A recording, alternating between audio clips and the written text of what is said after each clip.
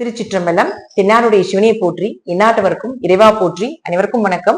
நாம் இன்னைக்கு பார்க்கக்கூடிய பதிவு என்னன்னு பாத்துட்டீங்கன்னா, குரு பகவானுடைய வக்ர பயிற்சியும் அதே போல குரு பகவானுடைய அதிசார பயிற்சியை பத்தி தான் நம்ம பார்க்க போறோம். அதற்கு முன்னாடி நம்மளுடைய சேனலை சப்ஸ்கிரைப் பண்ணிக்கோங்க. குரு பகவானை பொறுத்த வரைக்கும் பாத்துட்டீங்கன்னா, நகை, தங்கம், குழந்தைகள், அதே போல நம்மளுடைய பெரும் பணம், பெரிய பணக்காரர்கள், பெரிய பெரிய மனிதர்களுடைய தொடர்புகள், பரம்பரை சொத்துக்கள், தலைக்கட்டாக சொத்துக்கள் சேர்த்து வைக்கிறது எல்லாமே இந்த குரு பகவான் தான். இன்னும் நிறைய விஷயங்கள் இருக்கு. இது பொதுவாக நம்ம சொல்லக்கூடிய முக்கியமான விஷயங்கள். ஒரு ஜாதகத்துல குரு நல்லா இருக்காரு அப்படின்னா அவர்களுக்கு பரம்பரை சொத்து கிடைக்கும். ஒரு ஜாதகத்துல குரு நல்லா இல்லை அப்படின்னா இவர்களாக சம்பாதிச்சு சொத்து சேர்த்துவாங்க அப்படிங்கிற அமைப்பு உண்டு. அப்படி பார்க்கும் பொழுது இந்த குரு அதிசாரம் எப்ப ஆகிறார் அப்படின்னா, அக்டோபர் மாசம் 18ஆம் தேதியிலிருந்து டிசம்பர் மாசம் 19ஆம் தேதி வரைக்கும் மிதுன ராசியிலிருந்து கடக ராசிக்கு உச்சமாகிறார். இதுல இன்னொரு சூட்சமம் என்னன்னு பாத்துட்டீங்கன்னா, இதே பீரியட்ல குரு பகவான் வக்கரமும் ஆகிறார். அந்த குரு வக்கரம் எப்ப ஆகிறாருன்னா நவம்பர் 11 இருந்து மார்ச் 11 வரைக்கும். இப்போ குரு பகவான் அதிசாரமாகக்கூடிய பீரியட்லயே வக்கரம் ஆகிறார். ஒரு கிரகம், ஜோதிட ரூல்ஸ் என்னன்னா, ஒரு கிரகம் வக்கரமாகி, அதாவது உச்சம் பெற்ற கிரகம் வக்ரம் பெற்றால் நீசத்தன்மை அடையும். நீசம்னா பலம் இல்லை. அப்போ குரு பகவான் உச்சத்தையும் இப்ப கொடுக்க போகிறார் அதே இடத்துல இருந்து, அதே போல அதே இடத்துல இருந்து நீசத்தையும் கொடுக்க போகிறார். ஒரு சிலருக்கு யோகமாக குரு வேலை செய்யணும் அப்படின்னா அக்டோபர் 18 இருந்து நவம்பர் 11 யூஸ் பண்ணிக்கணும். ஒரு சிலருக்கு குரு கெட்டு போகணும்னு சொல்லியிருப்போம். ஜோதிடத்துல பாத்தீங்கன்னா அர்த்தம் சொல்லுவாங்க, குரு கெடனுங்க அப்பதாங்க உங்களுக்கு ஜாதகம் நல்லா இருக்கும் அப்படின்னு சொல்லுவோம். அப்படி இருக்கக்கூடிய பீரியட் எப்பன்னு பாத்தீங்கன்னா நவம்பர் 11 இருந்து டிசம்பர் 19 வரைக்கும். முழுமையாக வக்கர நிவர்த்தி ஆகிறது பாத்துட்டீங்கன்னா மார்ச் மாசம் 11ஆம் தேதி. இப்போ ஒவ்வொரு ஜாதகத்துக்கும் எப்படி இருக்கும், யாருக்கு நல்லா குரு நல்லா இருந்தா யோகம், யாருக்கு குரு கெட்டு போனா யோகம், குரு நல்லா இருக்கிறப்ப நம்ம என்ன செய்யணும், குரு கெடும் பொழுது நம்ம என்ன செய்யணும் அப்படிங்கிறத ஒவ்வொன்றா டீட்டெயிலா நம்ம இப்ப பார்க்கலாம். ரிஷப ராசிக்கு உண்டான குரு பகவானுடைய அதிசாரம் எப்படி இருக்கும் அப்படிங்கிறத பார்க்கலாம். ரிஷப ராசியை பொறுத்த வரைக்கும் பாத்துட்டீங்கன்னா, ஏங்க ரிஷபம் எல்லாம் நேரம் அருமையா இருக்குதுன்னு சொல்றீங்க, ஒண்ணுமே நடக்க மாட்டேங்குதுங்க, கைக்கு வருது வாய்க்கு கிடைக்க மாட்டேங்குது, வரக்கூடிய வாய்ப்புகள் எல்லாமே நமக்கு சம்பந்தப்பட்டு வருது ஆனா அது எல்லாமே போயிருது, நமக்கு கிடைக்க மாட்டேங்குது, இப்படிங்கிறது எல்லாமே ரிஷபத்துக்கு போயிட்டு இருக்கணும். ஒரு சிலருக்கு 60% ஓரளவுக்கு ரிஷபம் நன்மையா தான் இருக்கு. ஒரு 40% ரிஷபம் தான் அவங்களுடைய ஜாதக ரீதியாகவும் தசாபுத்திகள் ரீதியாகவும் கொஞ்சம் கஷ்டப்படுறாங்க. சரி, ஓகே. இப்போ இந்த குரு அப்படின்னு சொல்லக்கூடியவர் 2ஆம் வீட்டுல இருந்து உங்க ஜாதகத்துக்கு 3ஆம் வீட்டுக்கு உச்சமாகிறார். அப்போ குரு யார் அப்படின்னு முதல் பார்க்கணும். உங்க ஜாதகத்துக்கு 8 மற்றும் 11ஆம் அதிபதி 3ல போய் உச்சமாகுது. அப்ப 8க்குடையவர் உச்சம் பெற்றால், மறைந்த கிரகம் மறைந்தால், கெட்டவன் கெட்டால் கிட்டிடும் ராஜயோகம் வேலை செய்ய போகுது. 2ஆம் இடத்தில் இருப்பதை விட 3ஆம் இடத்தில் உச்சமாகக்கூடிய காலகட்டங்கள் விபரீத ராஜயோகம் ரிஷபராசிக்கு ஏற்பட போகுது. திடீர் வருமானத்தை கொடுக்க போகுது. திடீர் அதிர்ஷ்டங்கள் அப்படிங்கிறது நிச்சயமாக உண்டு. கண்டங்கள் எல்லாமே விலக போகுது.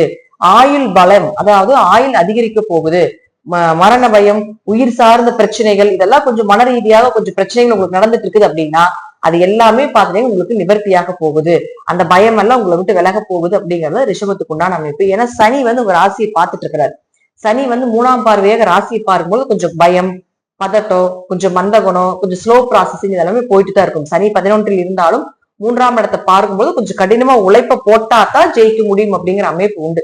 அப்படி இருக்கும் பொழுது இந்த குரு அதிசாரமாக வர்றது விபரீதமாக உங்களுக்கு பணத்தையும் செல்வத்தையும் அள்ளி கொடுத்துட்டு போக போகுது. அதே போல அவர் யாரு, லாபஸ்தானாதிபதி. லாபஸ்தானாதிபதி உங்களுக்கு லாபஸ்தானத்தையே பார்க்கின்றார். அது மிகப்பெரிய யோகம். குரு தன்னுடைய சொந்த வீட்டை பாக்குறது யோகம். அதே போல லாபஸ்தானாதிபதி லாபஸ்தானத்தை பாக்குறது இன்னும் யோகம். அப்ப ரிஷபத்துக்கு எப்படி இருக்குன்னா அதீத லாபங்கள் வரப்போகுது. உங்களுடைய ஆசைகள் எல்லாமே நிறைவேற போகுது. இத்தனை நாள் வேலை செஞ்சுட்டு இருந்திருப்பீங்க, அந்த வேலைக்குண்டான ஒரு உழைப்புக்குண்டான ஊதியமோ, ஒரு உழைப்புக்குண்டான ஒரு பாராட்டுகளோ, ஒரு உழைப்புக்குண்டான ஒரு சம்பளமோ கிடைக்காம இருந்திருக்கும். இப்ப இந்த குரு அதிசாரம் ஆகிறது நிச்சயமா உங்களுக்கு உயர் பதவியை கொடுக்கும். நல்ல சம்பளத்தை கொடுக்க போகுது. ஏதாவது டிரான்ஸ்ஃபர் ஏதாவது நினைச்சிட்டு இருந்தீங்கன்னா தாராளமாக நீங்க கேட்டா கிடைக்கும். இதெல்லாம் குரு அதிசாரமாகும் போது நிச்சயமா நடக்கிறதுக்கு உண்டான வாய்ப்புகள் உண்டு. குருங்கிறது 3ஆம் இடம், அதாவது குருங்கிறது கைன்னு சொல்றோம், தங்கம்னு சொல்றோம். 3ஆம் இடத்தில் குரு வரும்பொழுது பணம் என்ன போறீங்க, உங்க கையில பணம் எண்ணிக்கிட்டே இருக்கக்கூடிய ஒரு காலகட்டங்கள், கையில பணம் புழங்கிட்டே இருக்க போகுது. அதனால முழுக்க பாத்தீங்கன்னா 3ஆம் இடங்கிறது சகோதர தன்மையை சொல்றோம். அப்போ உங்க சகோதரர் அதுக்கு ஏதோ சப்போர்ட் பண்ணுவாங்க. சகோதரர்களுக்குள்ள இருந்து வந்த கருத்து வேறுபாடுகள், பிரச்சனைகள் இதெல்லாமே விலக போகுது. 3ஆம் இடங்கிறது விஜய வீரிய தைரிய ஸ்தானம்னு சொல்றோம். அப்போ தைரியம் பெருக போகுது. எது வந்தாலும் பாத்துக்கலாம், என்ன நடந்தாலும் பாத்துக்கலாம், வாழ்ந்துதானே ஆகணும் அப்படிங்கிற ஒரு தைரியத்தை கொடுத்து, உத்வேகத்தை கொடுத்து, ஒரு படி உங்களை மேல ஏத்திதான் வைக்க போறார் அப்படிங்கறதுதான் உண்மை. அதே போல 3ஆம் இடத்துல குரு இருக்கக்கூடிய காலகட்டங்கள் எல்லாமே குழந்தைகள் ரீதியாக இருந்து வந்த பிரச்சனைகள் எல்லாமே குறைய போகுது. குழந்தைகள் சார்ந்த கலைகள் சார்ந்த துறையில் இருக்கக்கூடியவர்கள், அதாவது குழந்தைகளுக்கு ஏதாவது கலைகளை கத்துக் கொடுக்கணும், அல்லது கலைகள் துறையில் இருக்கக்கூடியவர்களுக்கு எல்லாமே பாத்தீங்கன்னா ஒரு நல்ல வளர்ச்சி, நல்ல ஒரு கிரேடு கிடைக்க போகுது. உழைத்த உழைப்புக்குண்டான பாராட்டும் அதற்குண்டான மதிப்பும் அப்படிங்கிறது இந்த ரிஷபத்துக்கு நிச்சயமாக இந்த குரு அதிசார பயிற்சி அப்படிங்கிறது ஏற்படுத்தி கொடுப்பார். அடுத்தது குழந்தைகளுக்கு உண்டான தேவைகளையும் குடும்ப தேவைகளையும் பூர்த்தி செய்யக்கூடிய ஒரு காலகட்டங்கள். பொருளாதார லெவல் அப்படிங்கிறது இன்னும் கொஞ்சம் அதிகமாக போகுது. வீட்டுல நகை சேர போகுது. 3ஆம் இடங்கிறது நகைச்சேர்க்கை. அப்ப 3ஆம் இடத்துல குரு வரும்போது வீட்டுல நகை சேரப்போகுது.